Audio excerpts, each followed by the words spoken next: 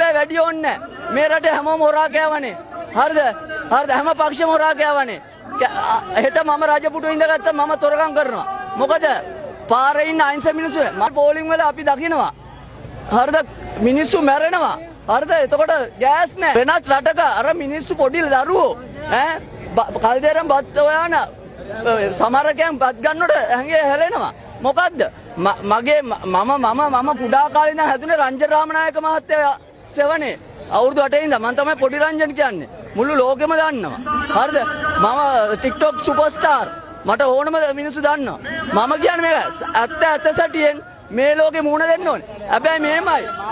මේගොල්ලන්ට වැඩි ආවිස නැහැ. මොකද අනුර කුමාර මේ මාලිමාව එකක් පත් කරගත්තට මාලිමාව නෙවෙයිනේ. හරිද? මේ රෝණ විජේවීර මහත්තයා ජේපී පක්ෂය. හරිද?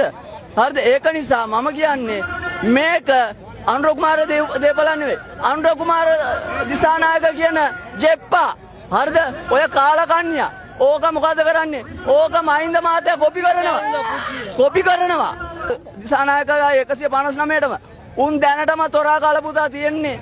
වාචික නෙවෙයි මම ලිඛිත ඉදිරිපත් කරලා මට සාක්ෂි නැහැ. ඒ වුණාට හරිද? මට ඒක දැනෙනවා. මට තේරෙනවා.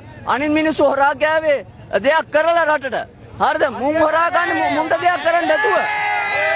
හරිද? හරිද? හරිද? හරිද? හරිද? මුන් කරේ හරිද? රටට දෙයක් කරා. අද ಭಾರತොට යන්නේ හයිවේ වල යන්නේ. අද පොළේ පය ගහලා ජීවත් වෙන්නේ. හරිද?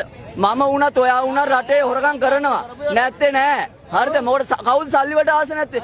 Tamanට කුසගින්න අමාරු වෙනකොට ගිහිල්ලා හොරගම් කරන්නේ නැද්ද?